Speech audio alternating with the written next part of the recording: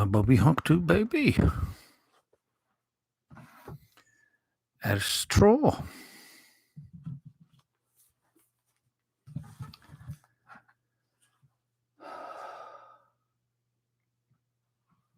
Dim diolch. Dim diolch.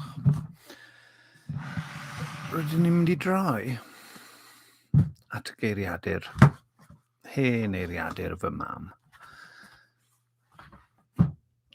Wplabobi Wplabobi 21N, so gair y diwrnod, fydd, dwi'n newydd weld un, nerthariad, power drive, y weithred o yrru drwy gyfrwng nerth. Y cwestiwn yw, pa nerth? Gadewch ni droi at Cecil Bewes, Letter in Love. Dydyn ni ddim wedi ymwneud, mae'r CD case wedi agor. Chi ddim methu gweld fy ngwyneb na gych, felly bod hwnna'n beth da. Dwi'n newydd ddod o'r bath. Dwi'n belen o chwys, felly fi beidio. Felly dyma ni. Gobeithio bod chi gyd yn mwynhau gwylio rhain. Dwi'n ymddeheurio am fy nghyfieithu erchyll blaenorol. I apologise for my appalling inability to translate sensibly in the last programme.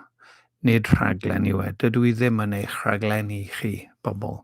Dydw I ddim yn eich rhaglenni chi I wneud unrhyw beth. Dwi ar hyn o bryd yn ar dudalen Tachwedd 11. Mae eisiau fi symud ymlaen at yn Bewes. Dwi'n meddwl bod fi ar y dudalen gywir. Rhagfyr yr 30. We're on December the 13th, approximately 14 days out of it, but we'll get there. Thou preparest a table before me in the presence of my enemies. Thou anointest my head with oil, my cup overflows. Nerthariad pwy. We looked at verse 4 of this most famous psalm on April the 12th. Well, wnaethon ni ddim, oherwydd doeddwn ni ddim yn darlledu. It's so good that we could easily have a session on each verse of this psalm, Psalm 23. People use it for weddings and funerals and many other occasions too. Look at this verse. When we have got enemies all around us, God is laying on a special menu for us whilst they watch hungrily. Do you think? We would think it was the moment to be most afraid, scared as to what our enemies would do with us. Well, let them watch. Wel, gobeithio bod lot o ffrindiau a gelynion yn gwylio yn ystod y misoedd I ddod. You anoint my head with oil. This is only done to special people, to make them happy and joyful. Others may not see the oil, but they should see the resultant joy. My cup overflows. When I have tea on my lawn in summer, my friend the robin usually comes round to see if there are any crumbs for him. He usually gets some too. If our cup overflows, there'll be someone around who would love a taste of what we have got. Let them have a sip of our heavenly peace and joy. Wplabobi Wplabobi. And weird. Yes, our enemies may be there, but don't worry about them. Just behave naturally, if we can. Who knows if it may turn some of them from enemies into friends. When Stephen was being stoned to death, they saw his face, like the face of an angel. Saul saw that face, and I'm sure he never forgot it. I'm quite sure it was a factor in his conversion. What a lovely psalm to live with, and what a marvellous Saviour we have. y gwaredwr yna yw'r Arglwydd Iesu Grist.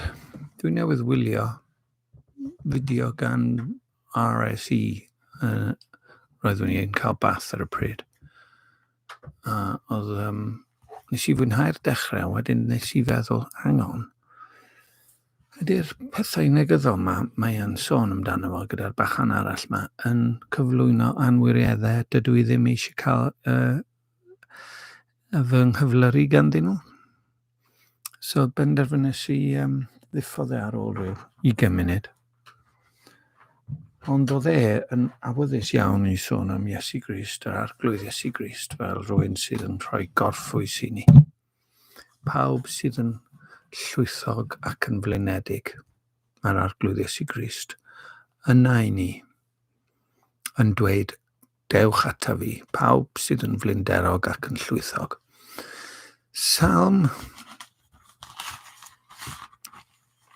ambell waith, dwi'n gallu weld pnawn mawn, ni'n teimlo'n rhy flinedig i ddod at Wplabobi hoctw. Felly ni, oops a days, radio'n tarfu arno fi. Nes i wylio Paddington 2 yn lle. Mae hwnna'n ffilm dda. Ond mae gen i duedd i weld eto anwireddau a negeseuon dan yr wyneb sydd yn tarfu ar fy ngallu i orffwys yn yr Arglwydd Iesu Grist. So dyma ni, Psalm 23, gadewch ni weld. Ni wedi darllen o'r blaen, ond dwi eisiau darllen eto. Yr Arglwydd yw fy migael. Ni bydd eisiau arnaf. Ni bydd eisiau arnaf.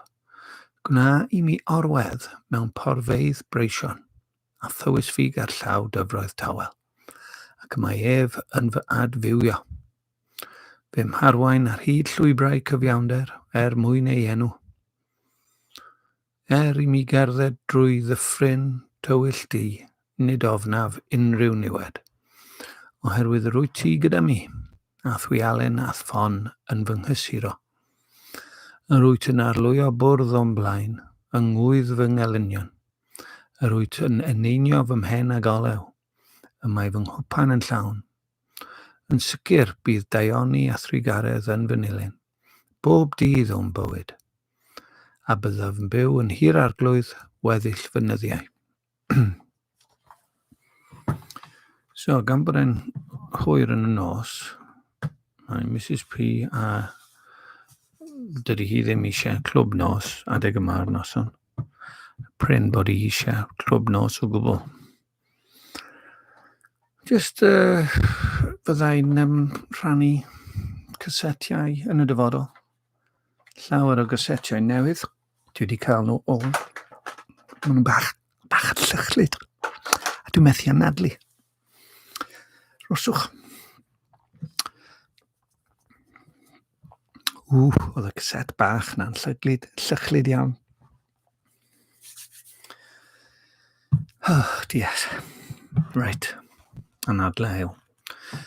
Dwi wedi byta chydig bach gormod. Dyma rhif a ffôns chydig bach. 52. Look at the people around you. Who would you like to have coffee with? Wel, fyswn i'n hoffi cael coffi efo pawb, i ddweud y gwir. Dechrau mwynhau coffi. Gormod o goffi nid yw peth da, cofiwch. So, da ni'n mynd i fynd am mynd nôl nawr i Calvin.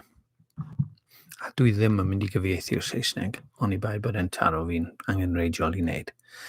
I won't be translating into English unless I find it necessary to do so, and that my translation will be intelligible enough to anyone who happens to be listening.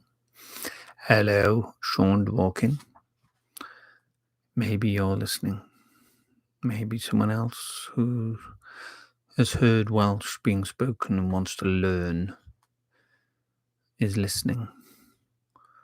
If so, I shall translate as effectively as possible.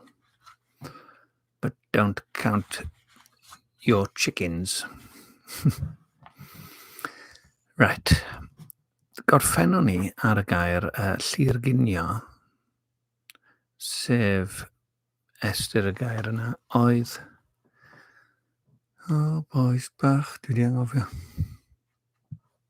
Be oedd estr y gair llirginio?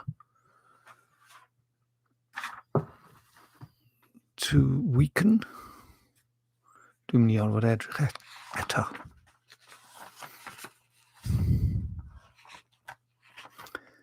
Llirginio. Maddeuwch i fi am orffen, am anghofio.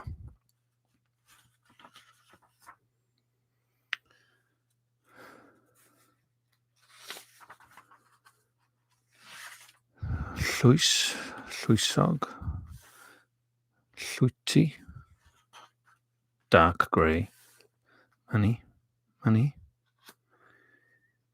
llirginio. Come on you. Llonydd, calm, still, quiet, satisfied. Lloni, to gladden, llawenhau, sirioli, to cheer. Dwi'n mynd nôl nawr. Llyr, come on, Hugh, ffeindio fe. Llyr, ginio yw to mutilate, to mangle. Okay. Yr hyn sy'n ei angenreidiol i wybod am ddyn. Dwi'n meddwl bydd rhaid fi fynd i gael diod o ddŵr. Dwi'n mynd i orfod cael diod o ddŵr yn y cyfamser. Dyma'r radio.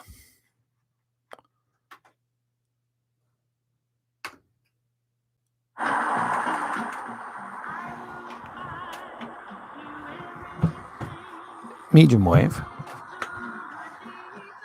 Dyma stylistics.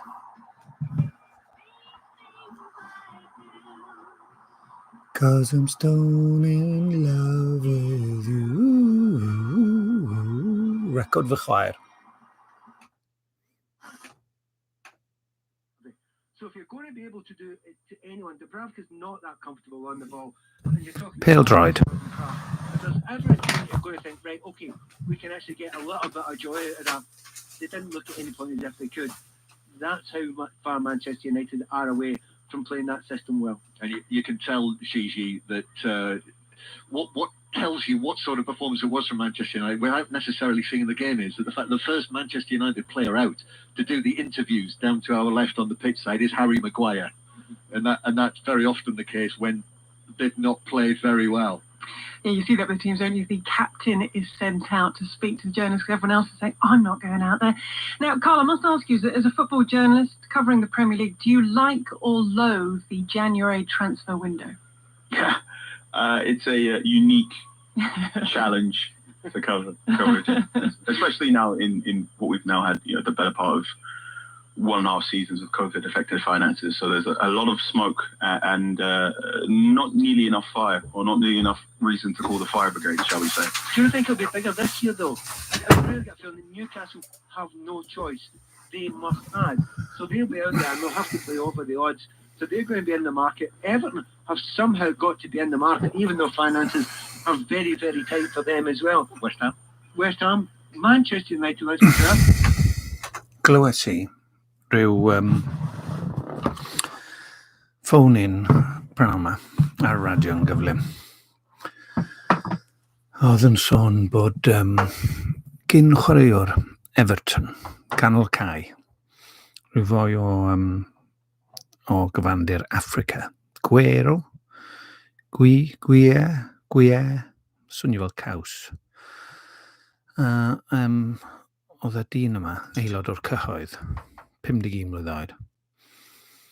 A wedodd bod erioed wedi gweld boi canol y cae, cystal ag oedd yn ennill popeth yng nghanol y cae. Fel da chi'n gwybod, fy nhîm i yw Caerdydd, Wrexham, Abertawe, Casnewydd a Everton. Ond Caerdydd yw fy nhîm. Leeds oedd fy nhîm pan o'n i'n fach. oherwydd Peter Lorimer. Lorimer, 1-0, 1-0, 1-0. David Coleman yn mynd ar y nerfs i, pan oedd e jyst yn athe trwy gyfnod o jyst dweud 1-0,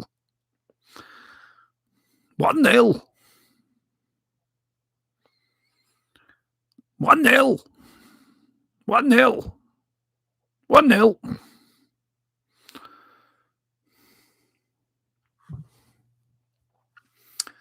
So, pêl-droed, be newch chi efo fe? Mae yna rhywbeth trist iawn yn digwydd, dwi'n meddwl. Dwi'n gweld erydiad ein arferion arferol yn cynnwys ymgolli mewn pêl-droed. Mae'r Nadolig hwn wedi bod yn nodweddiadol o absenoldeb gemau pêl-droed. Ond bydd newn ni barhau â hynny nes ymlaen. Da ni'n mynd i gario ymlaen gyda yr hyn sy'n angenreidiol ei wybod am ddyn. A mewn ffordd rydyn ni'n cario ymlaen o'n trafodaeth ni ar bêl-droed. Yn y dechreuad, mae'r dŵr yma gyda llaw wedi achebu. Dŵr bywiol ar arglwyddiau sy'n gwreist.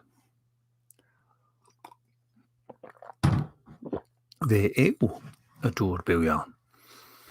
Yr hyn sy'n angenreidiol ei wybod am ddyn gan John Calvin. Yn y dechreuad ffurfiwyd dyn ar lun a delw Duw, mwyn iddo yn yr urddas nobl, yr arwisgwyd ef gan Dduw, edmygu ei luniwr a'i anrydeddu yn addas gyda phob diolchgarwch. Ond trwy ymddiried yn anrydedd ei natur, ei hun, ac anghofio am yr hwn a'i creodd, ac sydd yn ei gynnal, ceisiodd dyn ei ddyrchafu ei hun ar wahân i'w arglwydd.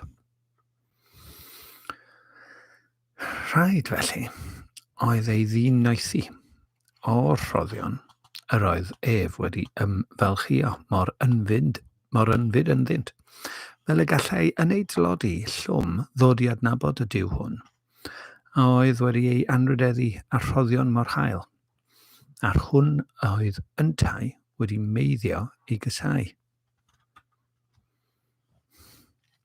O ganlyniad, difodwyd y tebygrwydd rhyngom a Duw, ac yr ydym ni bawb ohonom sy'n ddisgynyddion adda yn cael ein geni gnawd o gnawd yn unig. Ioan 3:6. Ein bod o ran cyfansoddiad wedi ein gwneud yn gorff ac enaid, eto carcharorion y cnawd ydym. Pa agwedd bynnag ar ddyn yr edrychwn arno ni.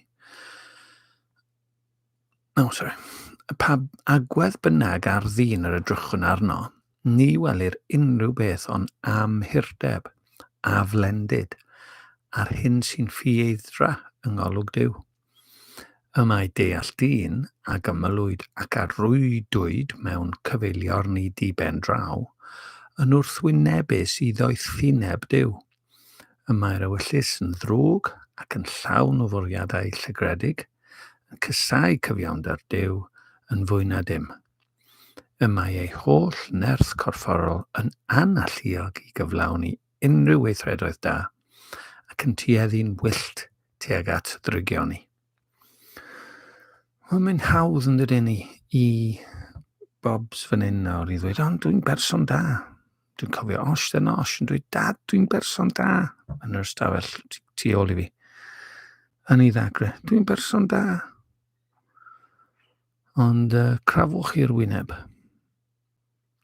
A be dwi wedi sylweddoli yw yn fy malchder ac yn fy twyllo fy hunan dwi'n neud. Dwi'n ymhell iawn o fod yn berson da. Dwi'n hoffi meddwl mod i'n trio fy ngorau, ond go iawn dwi'n berson tywyll a thwyllodrus sydd yn gallu cael yn hwyllo'n hawdd iawn hefyd. 5. Ewyllus rydd. Tystiolaeth gyson yr ysgrythyr yw bod dyn yn geithwas pechod. Ystyr hyn yw bod ei ysbryd wedi cilio mor bell oddi wrth gyfiawnder Duw, nes i fod yn analluog i gyflawni unrhyw beth ond y drwg a'r llygredig, yr ysgeler a'r budur. Ysgeler yw gair dwi eisiau edrych i fyny nawr. Ysgeler. Ysgeler. Ymddigrifo. To delight. Ymhyfrydu. Ymddigrifo. Ysgeler. Ni wedi cyrraedd. Ysglym. Bat. Ysgeler. Ysmaldod. Gweler smaldod. Ysgeler. Ysgytiad. Sioc. Aflon y ddwch. Ysgrepan. Wallet. Cord. Sgrip. Ysgol. Ysgogiad. Impulse. Ysgeler, come on yw. Ni'n mynd nôl ar y deg. Ysgil. Recess. Ysgewyll. Blagur.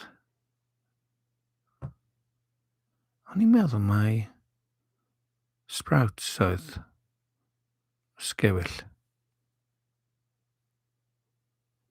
Diddorol.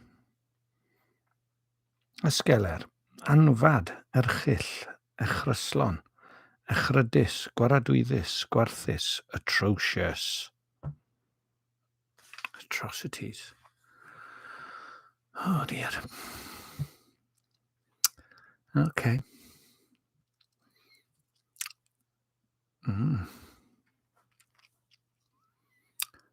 A'r llygredig, yr ysgeler a'r budur. Right. Am fod y galon wedi yfed mor llwyr o wenwyn pechod, ni all gynhyrchu dim ond ffrwythau pechod. Nid oherwydd caethiwed gorfodaeth o unrhyw fath y mae dyn yn pechu, yn hytrach pecha o'i wirfodd gyda'i holl rwdfrydedd ei ewyllus. Oherwydd llygredigaeth ei ewyllus, y mae holl gyfiawnder Duw yn atgas gan ddyn, ac y mae'n eiddgar i wneithur drigioni. Dyma pam y dywedir nad oes ganddo rhyddid i allu dewis rhwng da a drwg, sef ewyllus rydd. Nawr ta. Meddwl am fy mhlentyn dod i. Dwi'n cofio taflu, o'n i'n 5 mlwydd oed, dafles i gyllell at Gerwyn Jones yn yr ardd ffrynt fan hyn nawr, wrth fi edrych lawr trwy'r ffenest fan hyn, mae dyna'r ardd ffrynt. A o'n i'n teimlo fel bod dyna yw fy atgof cyntaf o deimlo atgasedd a eisiau ymladd Gerwyn. Doedd yn digwydd yn aml iawn, ond dwi'n cofio eisiau gwneud. Mae hwnna'n real iawn yn fy nghof, o'n i tua 5 mlwydd oed. Wedyn dwi'n cofio swsio Mair Griffiths pan o'n i'n 7 mlwydd oed yng nghefn yr ardd. Sorry, Mair. A wedyn...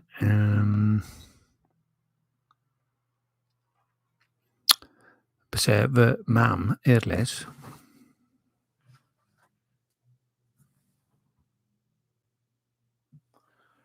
wedi dweud stori wrthych chi, chi'n gweld hwn fan hyn.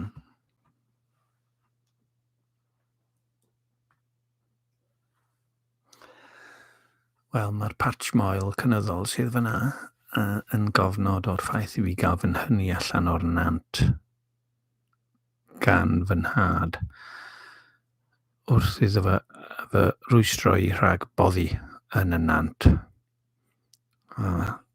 Gafel yn fy ngwallt cyrliog nath e. A bellach does dim ar ôl ar dop y men. 3 atgof o mhlentyndod fyna i chi. Rhif 6, pechod a marwolaeth. Pechod yn yr ysgrythur yw llygredigaeth yn natur ddynol, sy'n ffynhonnell pob drigioni, ac sy'n esgor ar bob dymuniad ysgeler, yn ogystal â'r gweithredoedd gwarthus sy'n tarddu ohonynt, llofruddiaeth, lladrad, godineb a'i tebyg. Wel, dwi'n eog fyna. Am ein bod yn bechaduriaid o groth ein mam, fe'n genir yn wrthrychau dicter a dialedd Duw.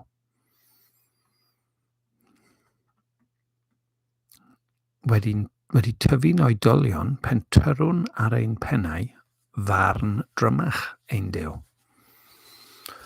A thrwy gydol ein bywydau, cyflymwn tuag at angau. Heb unrhyw amheuaeth, y mae'r drigioni yn atgas gan gyfiawnder Duw. Felly, beth allwn ei ddisgwyl o fod wyneb yn wyneb â Duw, ni bobl driennus a gladdwyd o dan faich pechod, ac a lygrwyd gan bob amhurdeb, ond ein cywilyddio gan ei ddicter cyfiawn.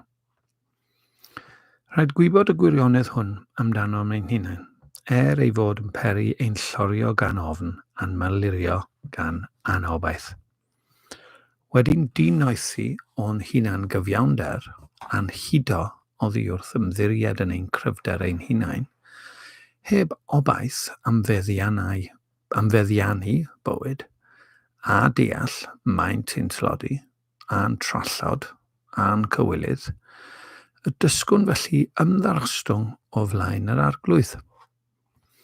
Trwy gydnabod ein drigioni, ein diamadferthedd, a'n cwymp llwyr, dysgwn roddi iddo ef bob gogoniant am ei sancteiddrwydd, a'i rym a'i iachawdwriaeth. Pa fodd y cawn ein gwaredu a'n hadfer i fywyd yw paragraff rhif 7. Os treiddiodd y wybodaeth hon amdanom ein hunain, un calonau, gan ddangos i ni ein gwacter, y mae'n rhwyddech ein cyfeirio yn ffordd gwir wybodaeth am Dduw. Y mae'r Duw yr ydym yn sôn amdano, eisoes wedi agor y drws cyntaf i ni i ddod i mewn i'w deyrnas trwy ddinistrio y ddau bla ofnadwy. Ein hunan ddigonolrwydd yn wyneb ei ddialedd, a'n hyder gwag ynom ein hunain. Dyna pryd y dechreuwn godi ein llygad tua'r nef. Llygaid a fi gynt yn rhythu ar bethau'r byd. A ninnau gynt yn fodlon arnom ein hunain yn awr hiraethwn am yr arglwydd.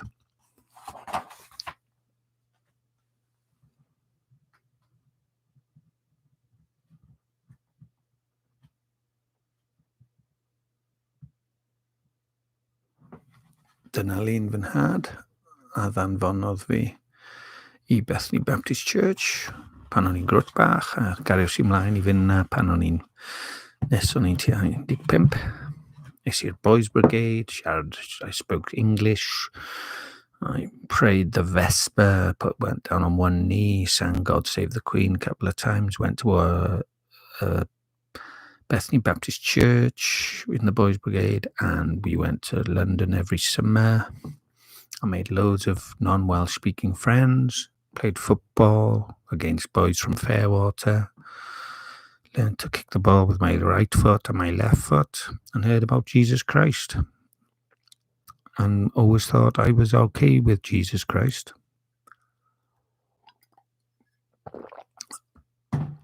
And then Gwynfryn Thomas, the preacher, Gwynny Dog, he used to say, he said that the sexual morals of young people in early 80s were deteriorating, late 70s. That frightened me. So I thought I was a Christian because had better morals than a few of my friends. A be ddigwyddodd I fi wedyn oedd nath Wyn Davies, fy ffrind, ddweud wrtho fi, Huw, dwi ddim yn pritch, dwi ddim yn dod lawr y dafarn nawr.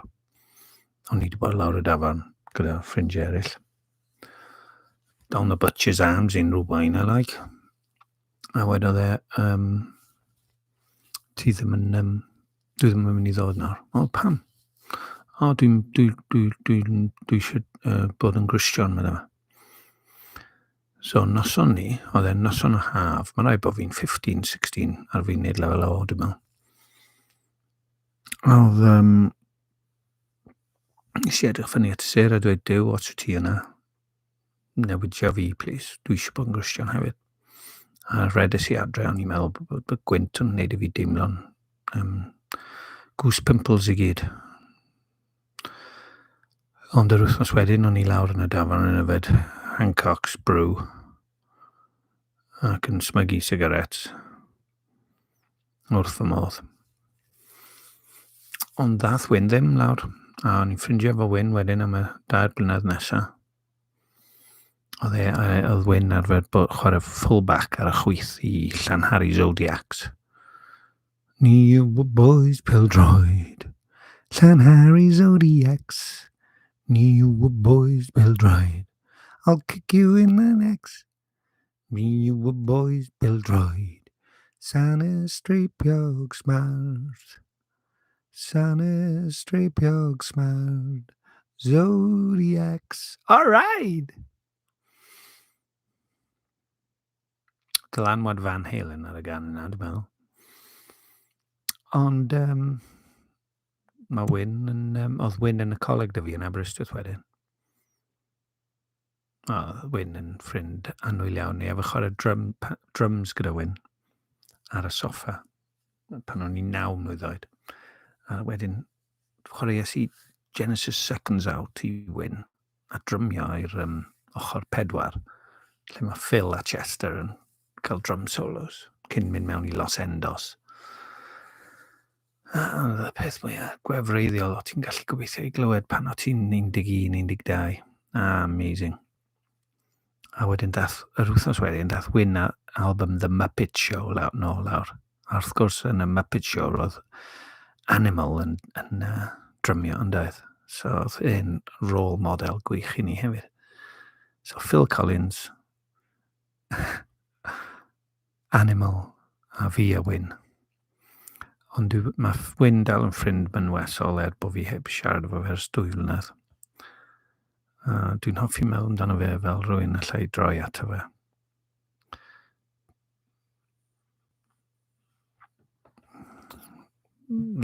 Diolch I Dduw ynde am wneud I bobl orfod siarad am ystyr bywyd. So, mae beth mae Calvin yn sôn amdano fe fan hyn wedi ei addurno gan brofiadau.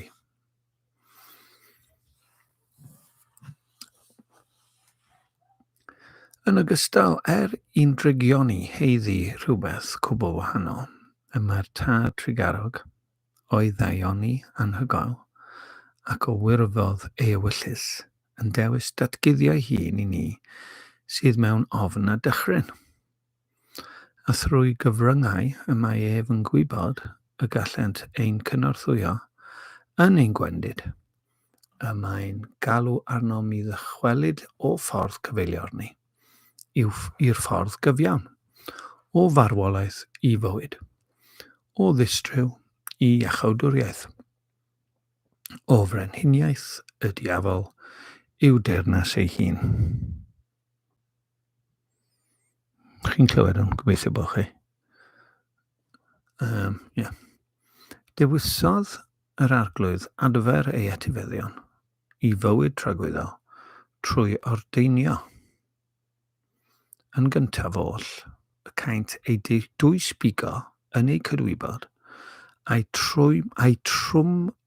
trwmlwytho gan faich ei pechod, a'i cymell i'w ofni. I gyflawni hynny, rhoddodd Duw ei gyfraith mwyn ein hyfforddi yn yr wybodaeth hon.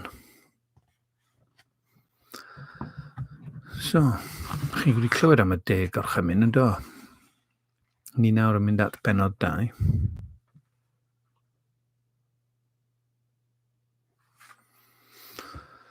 A dyma gyfraith yr arglwydd. Yng nghyfraith yr arglwydd, cyflwynir i ni safon berffaith o gyfiawnder, y gellir yn gwbl resymol ei galw yn ewyllus dragwyddol Duw. Yn nwy lechfain y gyfraith, gosododd Duw yn gyflawn ac eglur y cyfan a gais gennym.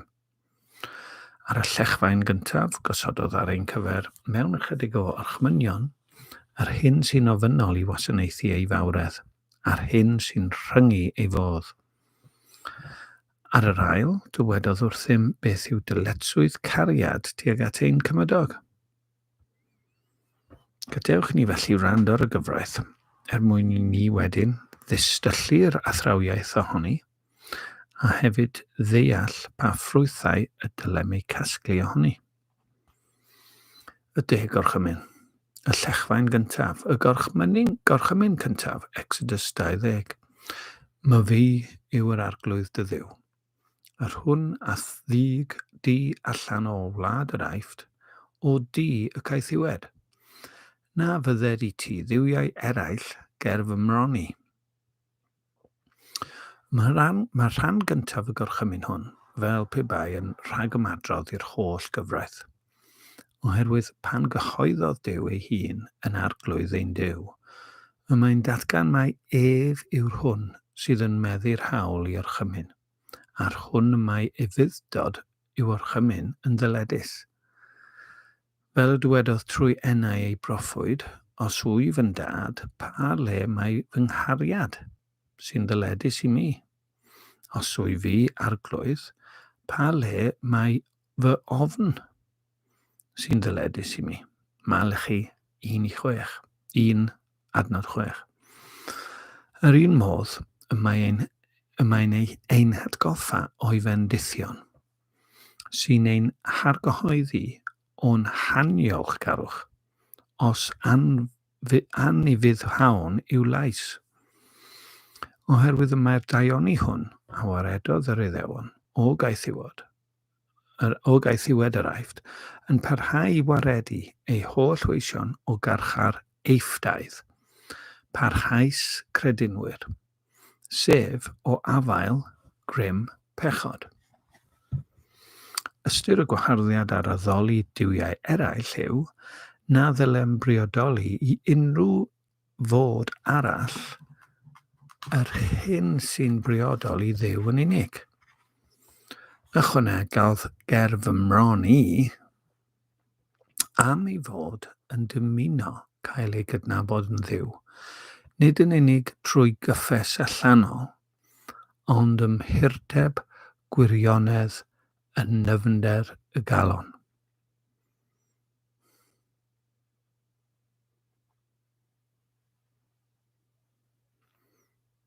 A dyna faes y gad os glywes i am un o gwbl.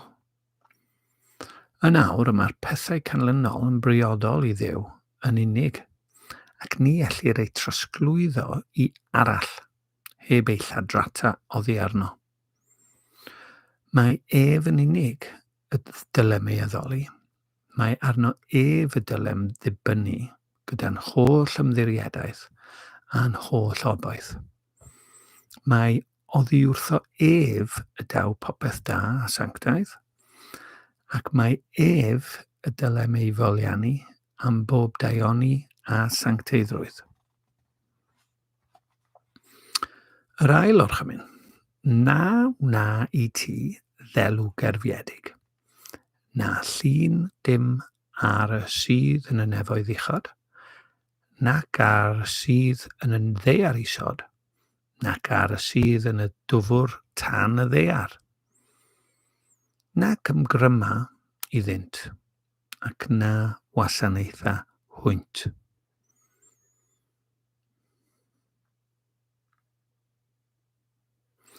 Yn y gorchymyn blaenorol, cyhoeddodd mai ef yw'r unig Dduw.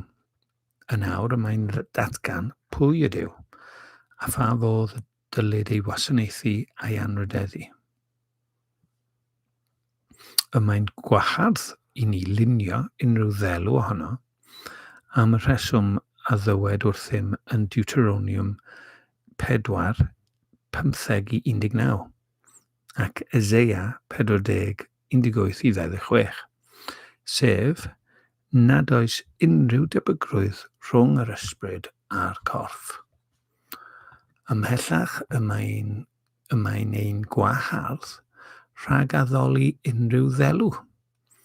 Gadewch i ni ddysgu oddi wrth y gorchymyn hwn, mae gwasanaeth ac anrhydedd ysbrydol yw gwasanaeth Duw. Oherwydd mae ysbryd yw e fe, mae'n dymuno cael ei addoli mewn ysbryd ac mewn gwirionedd. Ioan 4:23. Ychwanega'r bygythiad erchyll mwyn datgan cymaint y mae'n torri'r gorchymyn hwn yn ei dramgwyddo. Oblegid my fi yr arglwydd dy Dduw, wyf Dduw eiddigys,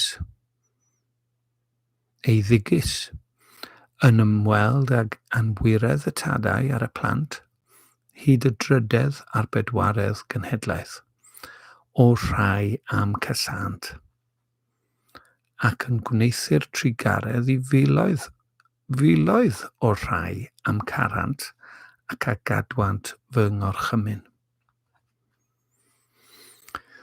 Y mae fel pe bai Duw ei hun yn dweud wrthym, mae ymlynu wrtho ef yn unig a ddylem, ac na all oddef Duw arall.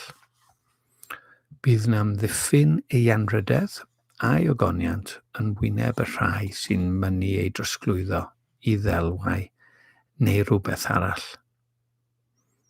A hynny nid yn unig unwaith, ond hefyd ar dadau a phlant a neuaint ym mhob oes sy'n dynwared a niwioldeb ei tadau. Yr un modd bydd yn dangos ei drigaredd a'i garedigrwydd tuag at bawb sy'n ei garu ac yn cadw ei gyfraith. Amlyga aruthredd ei drigaredd i ni am ei fod yn ei ymestyn i fil o genedlaethau, tra'n bo'n cyfyngu ei ddialedd i 4 cenhedlaeth yn unig.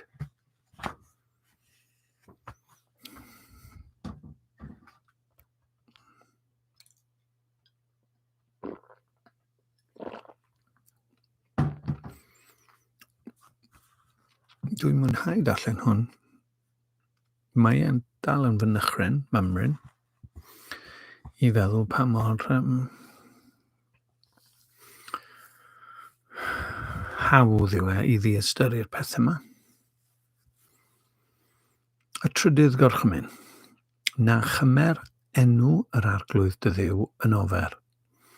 Canis nid dieog gan yr arglwydd yr hwn a gymero ei enw ef yn ofer.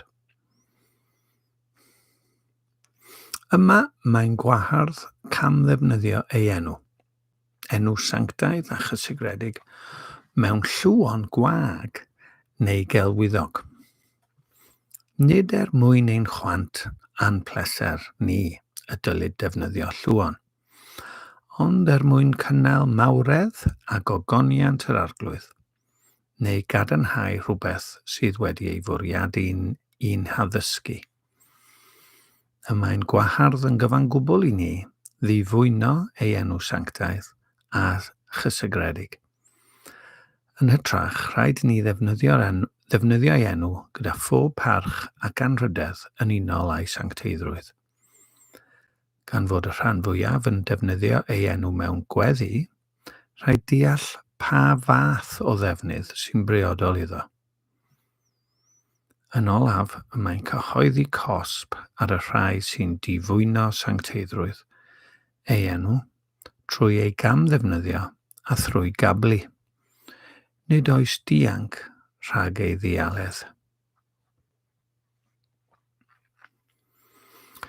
Ar nodyn personol fyna, o'n i yn amharod iawn i ddefnyddio enw Iesu Grist yn ofer, ond wrth edrych nôl a gweld tystiolaeth ar rapiau ac ar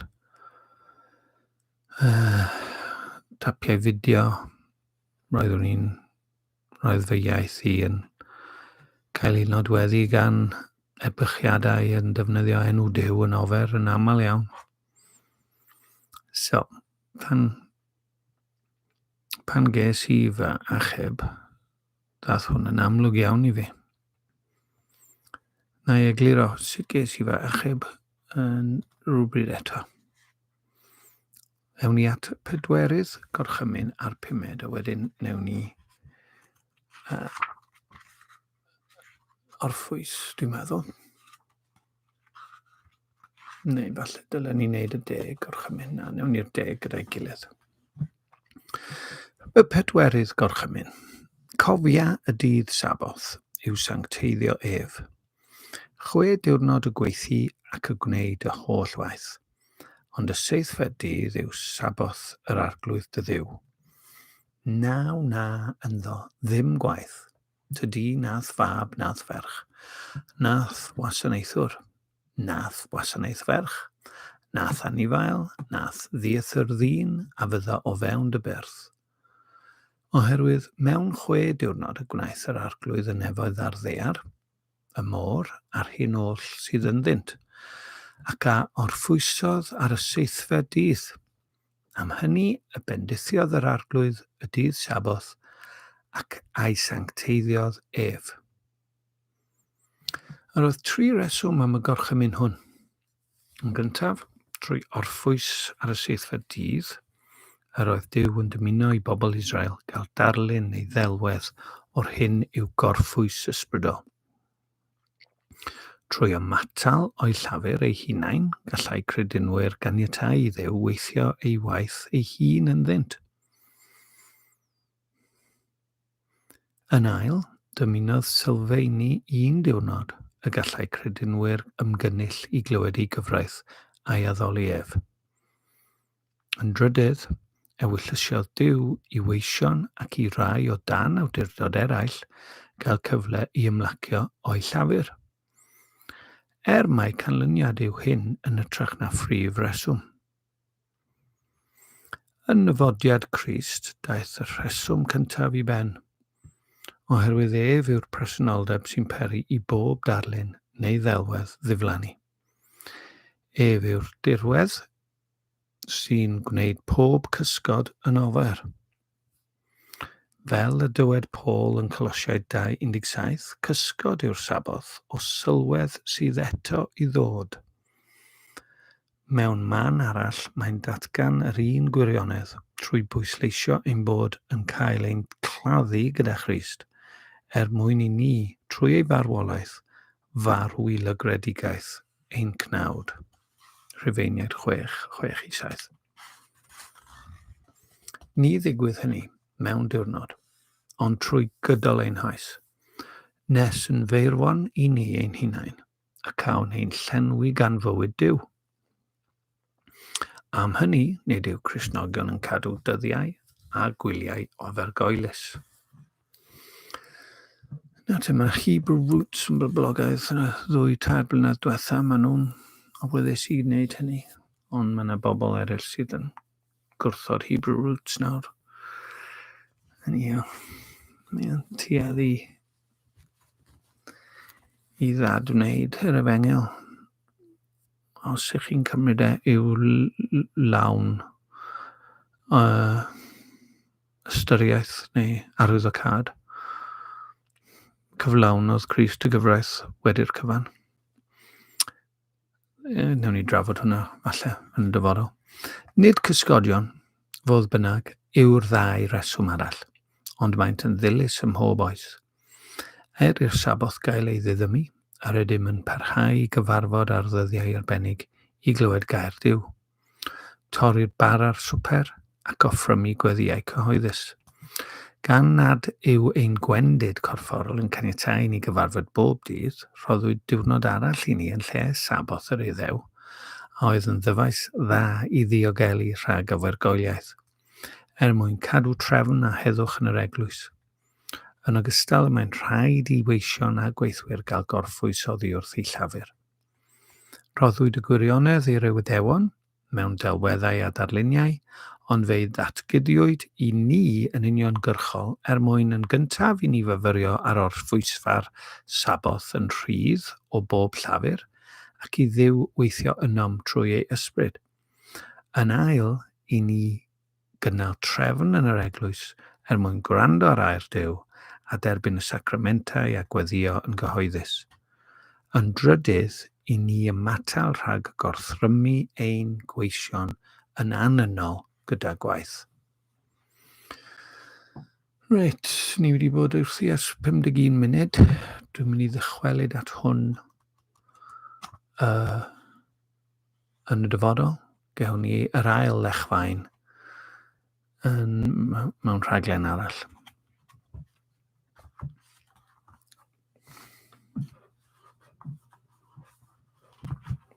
Ond dwi ddim yn mynd eto. Dwi'n mynd i orffen fy niod. Ni wedi cael Cecil Bewes. Gadewch ni weld os allwn ni gloi'r rhaglen yma gyda Packer. So, peth ola glywson ni am Packer oedd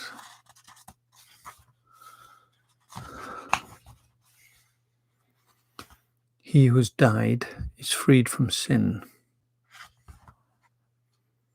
Romans 6:7. Is there any continuing problem in my life about which I should humble myself before God, repent and ask for faith for forgiveness? Ask in faith for forgiveness. Right. Nesa. Calon y teulu yw'r gyfres nesa. Yr athro da. The crowds were astonished at his teaching, for he taught them as one who had authority and not as their scribes. Matthew 7, 28, 29.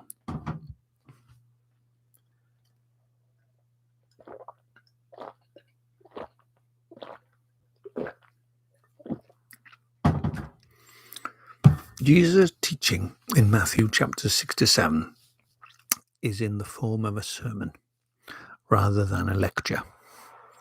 Not only are ideas stated clearly, they are also applied, chapter 7 being particularly the chapter of application. We can learn so much from Jesus, the great teacher.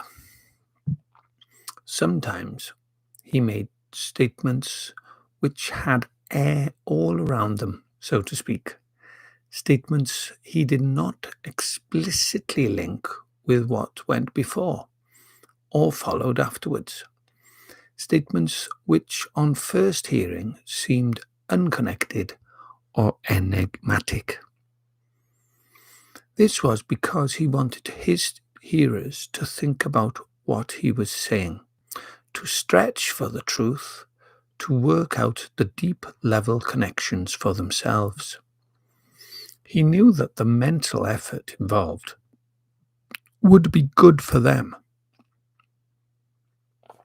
Sometimes he would say something startling or paradoxical, or he would ask questions or tell stories. He showed great analytical power in his capacity to construct arguments and reason things through. He also demonstrated vividness of imagination. He could see and communicate pictures and images that acted like depth charges in his hearers, bringing into play their emotions and involving them in situations in a way that analytical reasons could not do.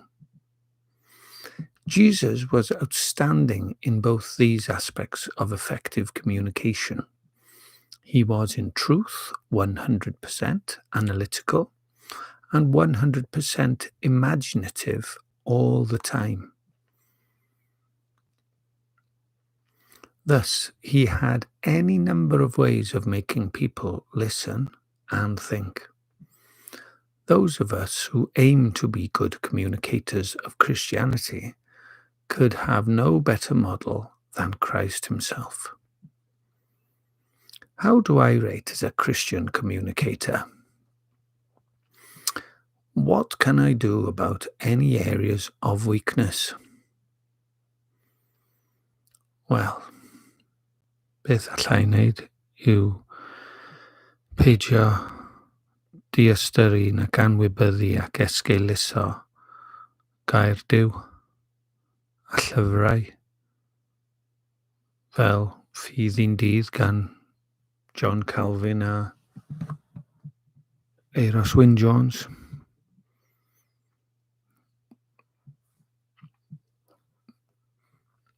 A wedyn mae gen ti llyfrau fel Trysor Dyddiol, Daily Treasure Spurgeon sy'n mynd trwy'r salmau.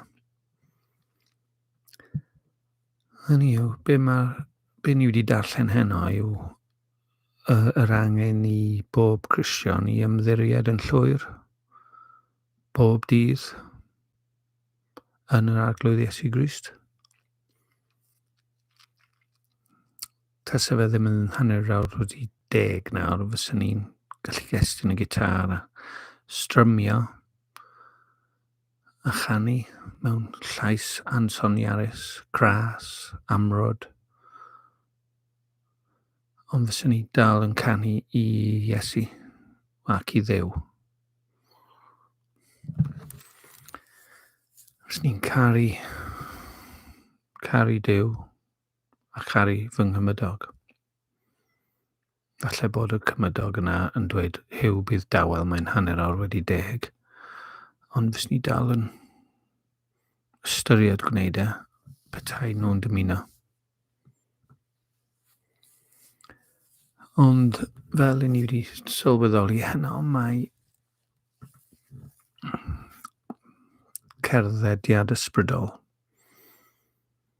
yn ymwneud â'n natur newydd yn trechu'r hen natur. A dyw hwnna ddim yn ddu a gwyn. Mae e'n ddu a gwyn o ran fy statws gyfreithiol o flaen Duw nawr. Mae Duw yn gweld fy nghalon, mae'n gweld fy meddwl. Dyna beth sydd yn dychrynllyd ar y 10, cos ambell waith dwi'n ildio i'r hen galon, a'r hen natur. Ond bob dydd dwi'n methu, dwi'n cyffesu i Dduw fy methiant, a dwi'n gallu symud ymlaen. Heb edrych nôl. A diolch i Dduw am ei faddeuant a'i gynllun ar yng nghyferi.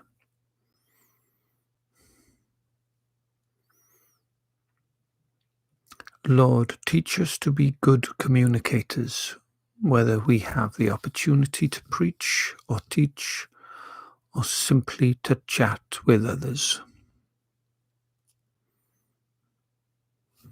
Wplabobi Wplabobi. 21. Beth oedd gair y diwrnod? Ners oedd e, Ond na, roedd na ryw ychwanegiad arall iddo fe yn doedd.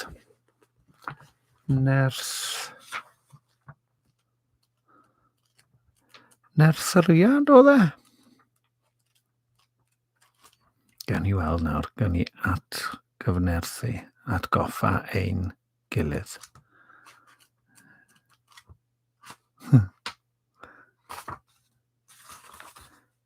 Ie, nersyriad oedd e. Y weithred o yrru drwy gyfrwng nerth. Power drive. Dwi ddim yn hoffi ceir. Mae ceir yn rhy fecanyddol i fi. Ond mae rhaid i fi gyfadde, dwi ddim yn deall sut mae car yn gweithio'n iawn.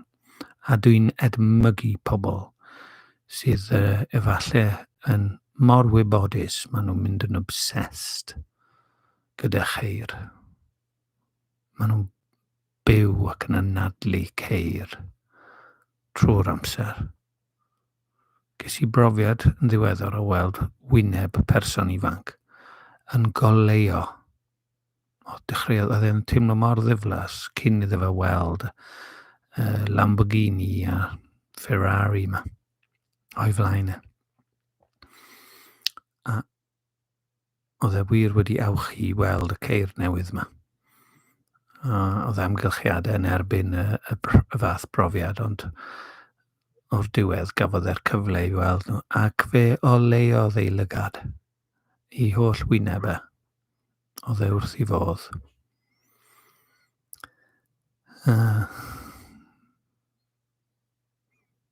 Oll dros cot o baent, metal wedi siapio'n gelfydd a therminoleg megis torque a horsepower.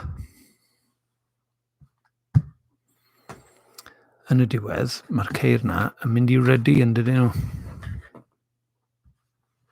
Yn y diwedd, fydd ein cyrff naturiol ni yn difa. Ond mae yna rhywbeth am Dduw, lle mae Duw wedi addo i ni. A pan mae Duw yn addo i ni, mae rhaid ni gofio ei addewidion. Byddwn ni ddim yn marw yn yr arglwydd Iesu Grist. So, gyda'r anogaeth yna, dwi'n dweud nos da. A diolch.